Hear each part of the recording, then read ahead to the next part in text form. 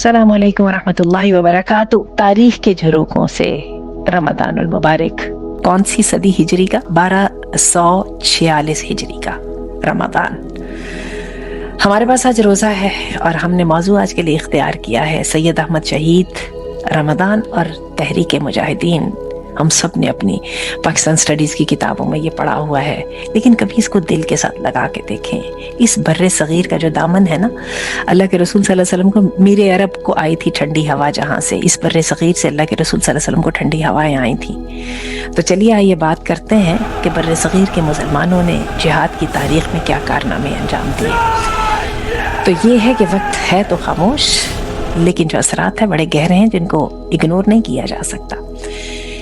ईसवी कैलेंडर के मुताबिक 1831 का मई का महीना और 1246 का रमजान, 1246 हिजरी का रमजान मुबारक, वादी बालाकोट, इसमें खून की नदियां बह रही थी और सैयद अहमद शहीद बरेलवी अपने हजारों साथियों के साथ शहादत के दर्जे पर फायज हो रहे थे। बरतानवी ब्रिटिश म्यूजियम में तलवारों की तस्वीर भी हैं और पुराने हथियार भी हैं। ये वो वक्त था जब बर्रे सगीर में अंग्रेज साम्राज्य जो है अपने पंजे गाड़ रहा था और मुसलमान अपनी आज़ादी के लिए मर मिटने पर तैयार। सैयद अहमद शहीद बरेलवी ने यह देखा कि अंग्रेज मुसलमानों की ज़मीनें ले रहे हैं, औरतों की इज्जतों को तातार कर रहे हैं और मुसलमान गुलामी की जंजीरों में जकड़े से जकड़े चले जा रहे हैं। तो उन्होंने जहाद के फ़र्ज़ ऐन होने का जो है वो उन्होंने ऐलान कर दिया। डॉक्टर महमूद अहमद गाजी ने अपने एक लेक्चर में बताया कि सैयद अहमद शहीद ने बर्रे सगीर में सबसे पहले मुनज़्ज़म जहाद की तहरीक चलाई।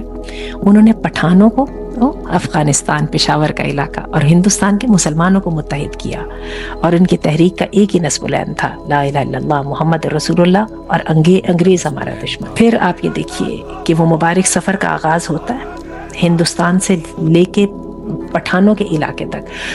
अच्छा, जो है ना पठानों का इलाका, यानी ये जो अफगानियों का इलाका, उस वक्त बर्रे सगीर के साथ तो था लेकिन अलग समझा जाता था।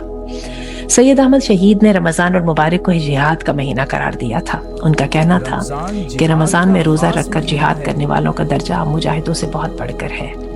मौलाना अब्दुल रहीम की ज़बरदस्त किताब है सैयद अहमद शहीद की सीरत के पर। मौलाना अब्दुल रहीम बताते हैं उसमें कि सैयद अहमद शहीद ने बालाकोट पहुंचकर रमज़ान में रोज़े रखे और मुजाहिदीन को तलकीन की कि उनके रोज़े की हालत में जिहाद करें। उनका ईमान था कि अल्लाह रोज़ेदारों की मदद करता है। और आप ये देखिए कि फिर शहादत की और कुर्बानी की वो वाली मिसाल कायम की जिसका हम तसव्वुर भी नहीं कर सकते। सैयद अहमद शहीद जो है, हम सब उनके बारे में जानते हैं, हम सब ने इसके बारे में वो नोट्स पढ़ पढ़ के रट्टे दे के एग्जाम्स दिए हैं, लेकिन कभी दिल के अंदर, गहराई के अंदर सोचने की ज़रूरत महसूस नहीं की। इनका ताल्लुक जो है शाह इस्माइल शहीद और जो है शाह वलीउल्लाह मुहद्दिस देहलवी से, ये उनसे था। इस अजीम और मुक़द्दस ख़ानदान को अल्लाह ताला ने बर्रे सगीर में कुरान के अलूम की जो है तरवीज का सेहरा इनके सर आया। शाह वलीउल्लाह मुहद्दिस देहलवी पहले थे जिन्होंने कुरान मजीद का फ़ारसी ज़ुबान में तर्जमा किया और मुसलमानों को रसूमों रवाजों से निकाल के, रवाजों वाले इस्लाम से निकाल के सबसे पहले जो असल इस्लाम कुरान वाला था उसके साथ जोड़ा। और फिर ये बड़ा खूबसूरत जो था इनका जो खानवादा था, फिर इनके बेटे थे अब्दुल कादिर और फिर इनकी जो है इनके पोते थे, फिर इनके नवासे थे और फिर सैयद अहमद शहीद थे।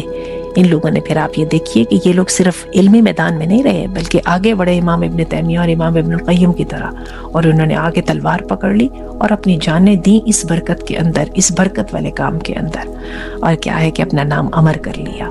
हकीकत ये है कि जो तहरीक मुजाहिदीन थी, इसका आलम ये था कि इन्होंने क्या कर रखा था, एक मुट्ठी भर आटा की तहरीक हुई थी कि ख़वातीन घर में आटा गूंदते वक्त एक मुट्ठी निकाल के रख देंगी और बाद में वो जो तहरीक मुजाहिदीन के जो लोग थे वो ले जाया करते थे इकट्ठा करके, यही डोनेशंस होते थे बस। और मैं आपको बड़ी अजीब बात बताऊं कि फिर जो है ये तहरीक वहाँ तक पहुँची कि अंग्रेज़ों ने फिर जिस तरह से उलमा के जो है सर उतारे और जिस तरह से करके गदर हुआ और जो बच गए उनको काला पानी भेजा। और क्या उसमें अल्लाह के बंदे थे जिनकी हिम्मत, जिनकी जज्बे के ऊपर जो है आसमान जो है वो हैरान था और काला पानी उनको भेजा करते थे, वहाँ से कोई नहीं भी वापस आते थे। और क्या है कि इसमें ख़ास तौर पे अहले हदीस उलमा के जो है ना कारनामे, بس پڑھنے کے لائق ہے۔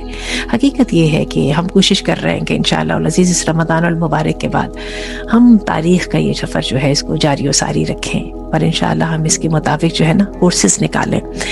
حقیقت یہ ہے کہ جب ہم سیرت پڑھتے ہیں تو سیرت کو ہم صرف نبی کریم صلی اللہ علیہ وسلم کی زندگی یا بہت بھی ہو تو تھوڑا بہت سیدنا ابو بکر اور سیدنا عمر خلفائے راشدین کی بھی چیدہ چیدہ واقعات، ہم اس سے آگے جاتے ہی نہیں، ورنہ اسلام کی تاریخ اتنی زرعی ہے، اس کے ہر جو مصر میں تحریک سلطان صلاح الدین ایوبی کی، پھر آپ یہ دیکھیے کہ جو ہے نور الدین زنگی، پھر محمود غزنوی، پھر احمد شاہ ابدالی، کیا کیا نام ہے۔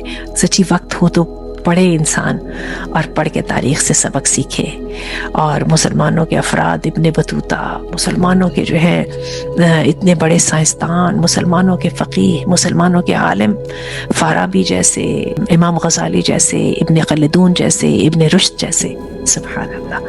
اللہ تعالیٰ جو ہے ہمیں توفیق دے اپنے راستے میں جو ہے جان کے نذرانے پیش کرنے کی، اور جہاد کے ساتھ کسی نہ کسی طرح ہماری وابستگی کر لے کہ ہم اس پاک باز گروہ کا کسی نہ کسی طرح سے حصہ بن جائے۔ اللہ تعالیٰ ہم سے قبول فرمائے۔ السلام علیکم ورحمۃ اللہ۔